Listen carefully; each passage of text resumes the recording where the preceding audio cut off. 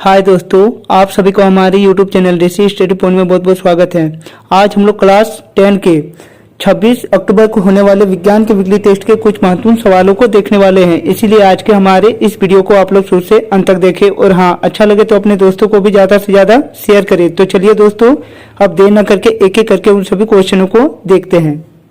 आज के हमारे इस सेट का पहला क्वेश्चन कह रहा है कि अलैंगिक जनन मुकुलन द्वारा होता है। पहला ऑप्शन है अमीबा में, दूसरा ईस्ट में, तीसरा प्लाज्मोडियम में या चौथा ऑप्शन है लेशमानिया में।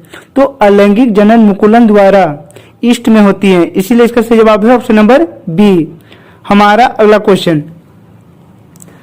अगला क्वेश्चन कह रहा है कि निम्नलिखित में से कौन मानव में मादा जनन तंत्र का भाग नहीं है। पहला ऑप्शन है अंडाशय, दूसरा ऑप्शन है गर्भाशय, तीसरा ऑप्शन है शुक्रवाहिका या चौथा ऑप्शन है डिंप वाहिनी। तो इनमें से जो शुक्रवाहिनी है वह मानव में मादा जनन तंत्र का भाग नहीं है, इसीलिए इसका सही जवाब है ऑप्शन नंबर सी। हमारा अगला क्वेश्चन कह रहा है कि प्रागकोश में होते हैं। पहला ऑप्शन है बृहदल, दूसरा ऑप्शन है अंडाशय, तीसरा ऑप्शन है अंडाणु या चौथा ऑप्शन है परागकण। तो परागकोश में परागकण होती है, इसीलिए इसका सही जवाब है ऑप्शन नंबर डी। हमारा अगला क्वेश्चन कह रहा है कि प्लेनेरिया में किस विधि से विभाजन होता है।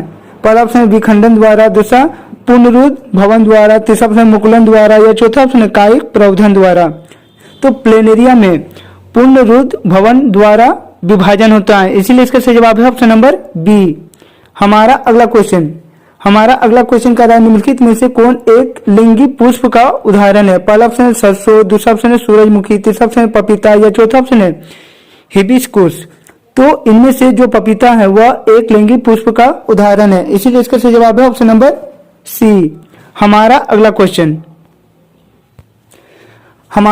क्वेश्चन कह रहा है कि परागकणों के पुंकेसर से वर्गीकृत तक स्थानांतरण की प्रक्रिया को क्या कहते हैं। पहला ऑप्शन है परागकण, दूसरा ऑप्शन है परागकोश, तीसरा ऑप्शन है अंकुरन या चौथा ऑप्शन है अंडाशय।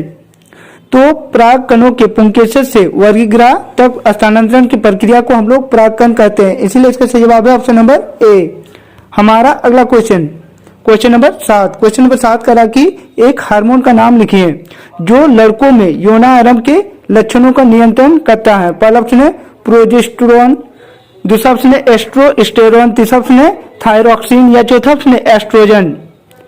तो टेस्टोस्टेरोन जो हार्मोन है वह लड़कों में यौनारंभ के समय लक्षणों का नियंत्रण करता है, इसीलिए इसका सही जवाब है ऑप्शन नंबर बी।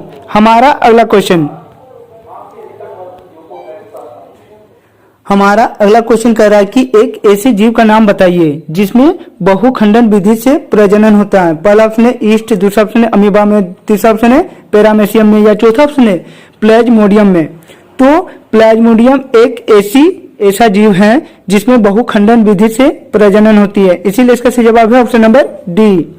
हमारा अगला क्वेश्चन नंबर 9 कह रहा है कि बायोफिल्म्स में अलैंगिक जनन की किस विधि द्वारा प्रजनन होता है। पहला ऑप्शन विखंडन द्वारा, दूसरा ऑप्शन मुकुलन द्वारा, तीसरा ऑप्शन बीजाणु समासंग द्वारा या चौथा ऑप्शन है कायिक प्रवर्धन द्वारा।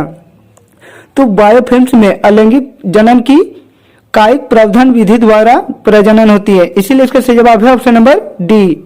हमारा अगला क्वेश्चन नंबर 10 कह रहा है कि जब एक पुष्प के परागकण दूसरे पुष्प के वर्धिग्रह तक स्थानांतरित होती है तो उसे क्या कहते हैं। पहला ऑप्शन है स्व परागकण, दूसरा ऑप्शन है पर परागकण, तीसरा ऑप्शन है परागकण या चौथा ऑप्शन है अंकुरन। तो जब एक पुष्प के परागकण दूसरे पुष्प के वर्धिग्रह तक स्थानांतरित होती है तो उसे हम लोग पर परागकण कहते हैं, इसीलिए इसका सही जवाब है ऑप्शन नंबर बी। हमारा अगला क्वेश्चन नंबर 11 कह रहा है कि इनमें से कौन स्त्री केसर का भाग नहीं है। पहला ऑप्शन है वर्तिग्रह, दूसरा ऑप्शन है वर्तिका, तीसरा ऑप्शन है अंडाशय या चौथा ऑप्शन है परागकोश। तो इनमें से जो परागकोश है वह स्त्री केसर का भाग नहीं है, इसीलिए इसका सही जवाब है ऑप्शन नंबर डी।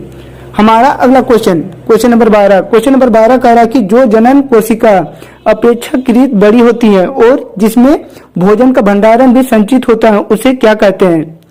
पहला ऑप्शन है नर युग्मक, दूसरा ऑप्शन मादा युग्मक, तीसरा ऑप्शन है युग्मनज या चौथा ऑप्शन है उत्तक। तो जो जनन कोशिका अपेक्षाकृत बड़ी होती है और जिसमें भोजन का भंडारण भी संचित होता है उसे हम लोग मादा युग्मक कहते हैं, इसीलिए इसका सही जवाब है ऑप्शन नंबर बी। हमारा अगला हमारा अगला क्वेश्चन कह रहा है कि इनमें से कौन नर जनन तंत्र का भाग नहीं है? पहला ऑप्शन है वृषण, दूसरा ऑप्शन है शुक्रवाहिका, तीसरा ऑप्शन है शुक्राणु या चौथा ऑप्शन है गर्भाशय। तो दिए गए जीवों के भागों में से जो गर्भाशय है वह नर जनन तंत्र का भाग नहीं है, इसीलिए इसका सही जवाब है ऑप्शन नंबर डी। हमारा अगला क्वेश्चन कह रहा है कि उभयलिंगी पुष्प किसे कहते हैं? तो इसका सही आंसर हो जाएगा कि जब पुष्प में पुंकेसर एवं स्त्रीकेसर दोनों उपस्थित होती है तो उसे उभयलिंगी पुष्प कहते हैं। हमारा अगला क्वेश्चन कह रहा है कि शुक्राणु का निर्माण कहाँ होता है? तो इसका सही आंसर हो जाएगा कि शुक्राणु का निर्माण वृषण में होती है। हमारा अगला क्वेश्चन कह रहा है कि स्वपरागकण किसे कहते हैं? तो इसका सही आंसर हो जाएगा कि जब परागकणों का स्थानांतरण उसी पुष्प के वर्तिग्राह पर होता है तो उसे स्वपरागकण कहते हैं। हमारा अगला क्वेश्चन और हमारे इस सेट का आखिरी क्वेश्चन, हमारा अगला क्वेश्चन कह रहा है कि अलैंगिक जनन की अपेक्षा लैंगिक जनन के क्या लाभ हैं? तो इसका सही आंसर हो जाएगा कि अलैंगिक जनन द्वारा उसी तरह की संतति उत्पन्न होती है जैसा जनक होता है, जो नई सममिति उत्पन्न करने में सहायक होती है। इसके विपरीत लैंगिक जनन द्वारा डीएनए प्रतिकृति की सहायता से नई सममिति उत्पन्न होती है, जिससे कुछ भिन्न तरह के जीव प्राप्त होते हैं। यह विभिन्नताएं जीवों के अनुकूलन और विकास में सहायता करती हैं।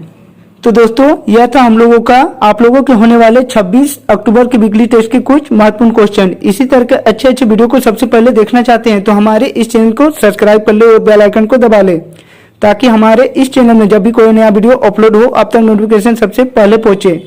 तो चलिए दोस्तों, और एक नए वीडियो के साथ फिर मिलते हैं, तब तक के लिए बाय।